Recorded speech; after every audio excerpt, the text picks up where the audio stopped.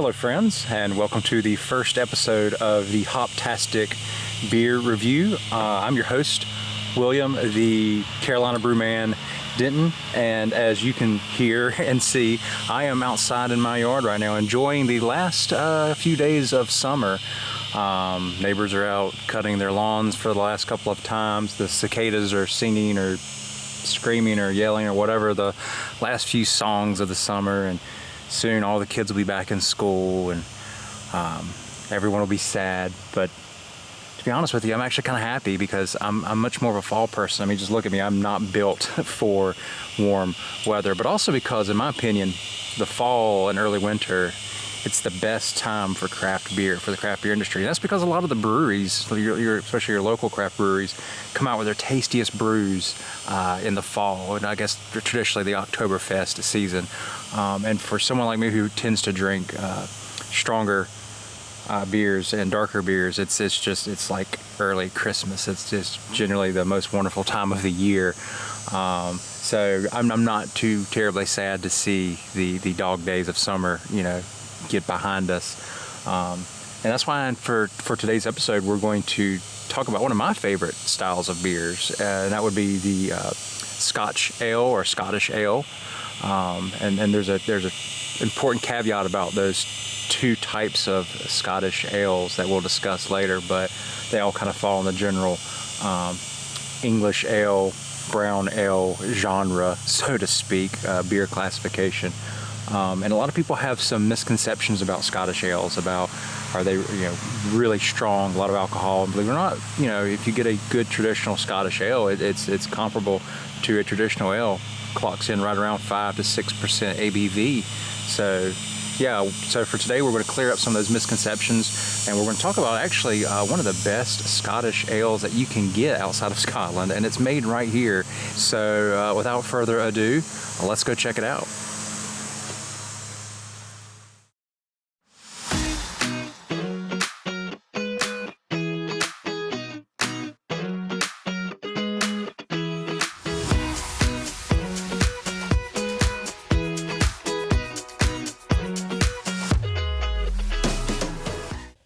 First, a quick backstory on Scottish ales.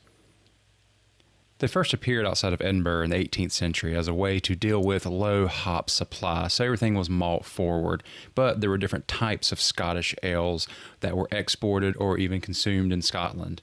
You had light under 3.5% ABV, heavy between 3.5 and 4, export between 4 and 5.5, and wee heavy or Scotch ale over 6%. Now let's get started with the beer review.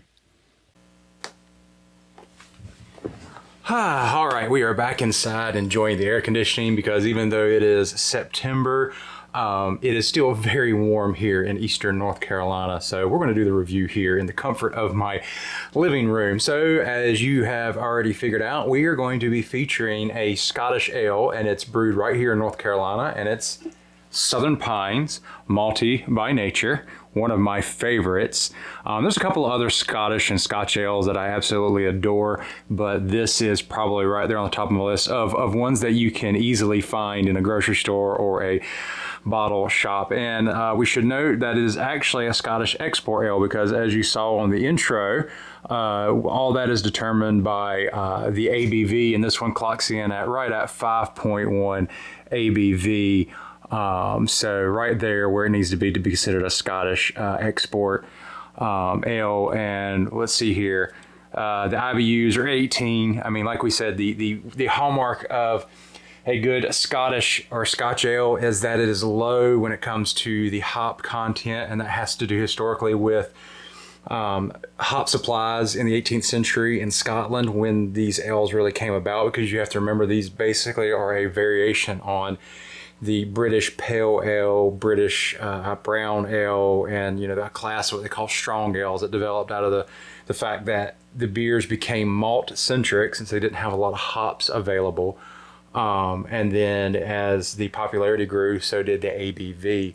But today we're going to focus on the Southern Pines, Malty by nature, and like I said, it clocks in at 5.1, so it's not very strong. It's right there with your average beer. And that's one of the misconceptions with Scottish ales is there's a lot of confusion because people hear Scottish ale and they they conflate that with a Scotch Ale, which they are technically the same style of beer, which we covered in the quick background jump before we started the review.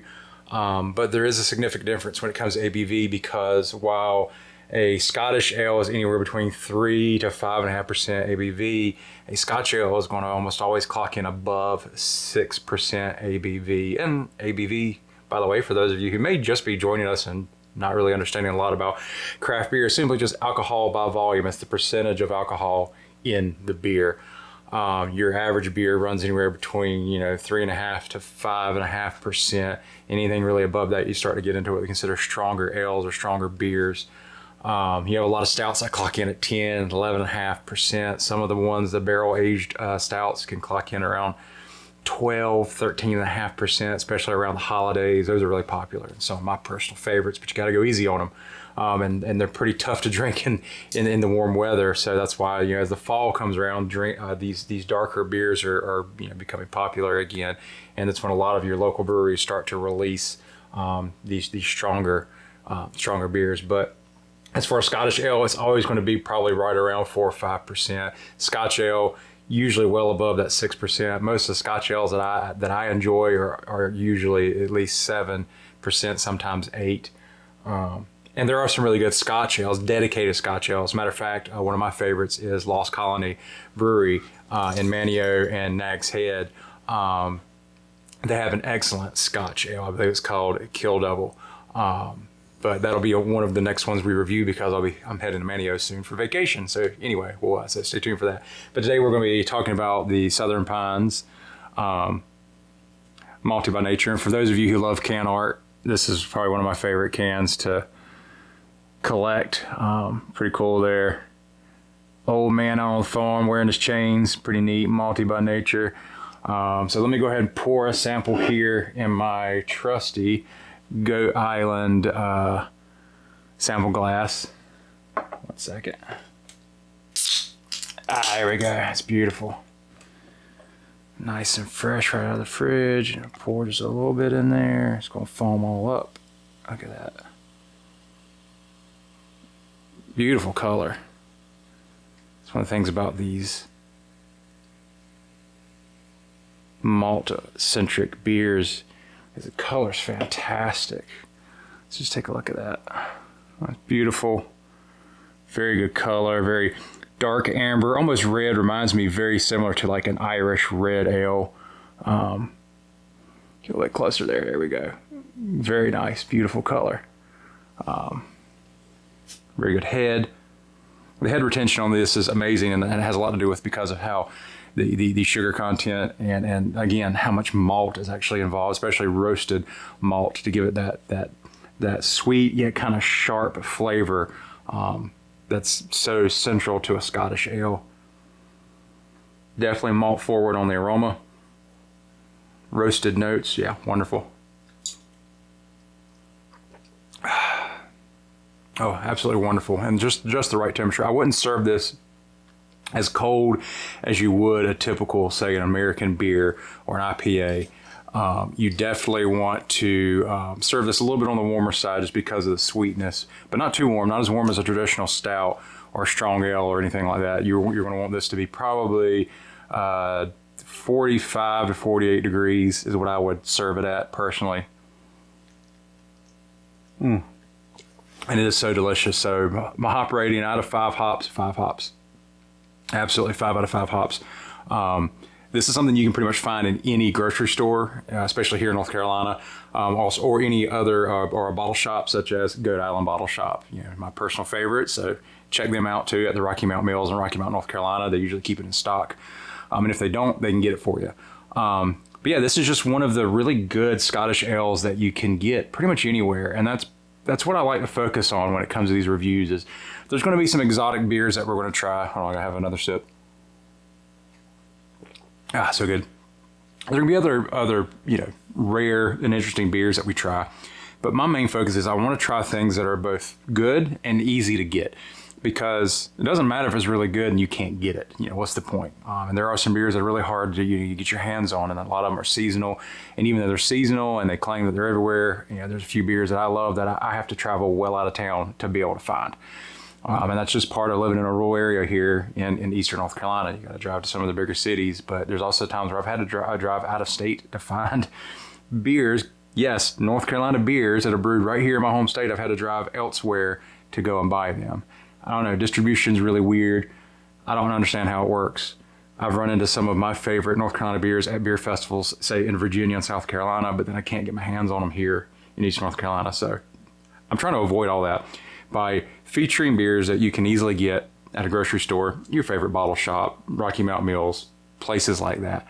So again, be sure to check out the Southern Pines Malty by Nature. It is very, very delicious. It's a good way to get introduced to Scottish ales. And then when you're ready to move on to some of the stronger Scottish ales, like a Scotch Ale or a wee heavy, I've got you covered, because we're going to be talking about another one possibly next week, depending on when I get to Manio. That, again, that I mentioned earlier, was made by Lost Colony Brewery out in Manio. And they also have a brew room, a tap room in Nag's Head. So be sure to check them out when you have a chance. Again, I'm your host, William. So good. Again, I'm your host, William, the Carolina Brew Man Denton, here for the Hoptastic Beer Review. I'll see you next week. Cheers.